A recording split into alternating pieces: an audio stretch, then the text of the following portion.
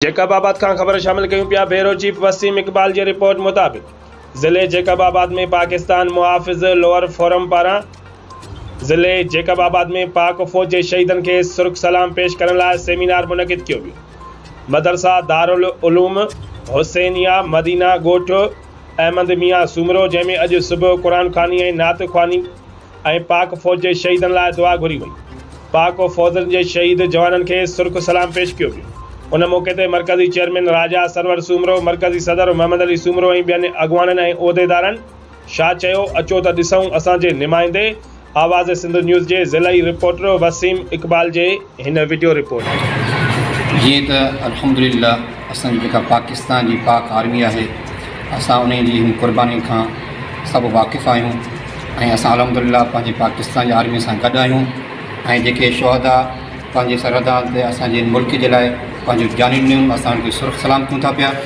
ऐं मुसलमान खे कमज़ोर करण जे लाइ, मुसलमान खे पाण में विड़ाइण जो ऐं मुल्क जे अंदरि खाना जंगी पैदा करण जो, उन्हनि खे असीं इहो अॼु पैगाम ॾियणु चाहियूं था त पाकिस्तान जी अवाम ऐं पूरी मुस्लिम दुनिया जेके बि मुसलमान आहिनि सभु हिक ई सिर्फ़ु हिक ई पेज ते आहिनि ऐं उन्हनि जो इहो ई मक़सदु आहे त असांजे मुल्क जो जेको दीन इस्लाम जो परचम आहे वो ता क़यामत तक बुलंद और शाह। सबसे पहले मैं आप मीडिया का शुक्रिया अदा करूँगा जिन्होंने कीमती टाइम दिया। उसके बाद मैं शुक्रिया अदा करूँगा मौलाना मोहम्मद यूसुफ साहब का, मदरसा दारुल उलूम हुसैनिया में आज पाकिस्तान आर्मी के शोहदा को शुभ सलाम पेश करने के लिए सेमिनार किया गया। सेमिनार में माशाअल्लाह कुरान ख़्वानी की गई, दुआएं की गई पाकिस्तान आर्मी के हक़ में, पाकिस्तान आर्मी के शोहदा के हक़ में।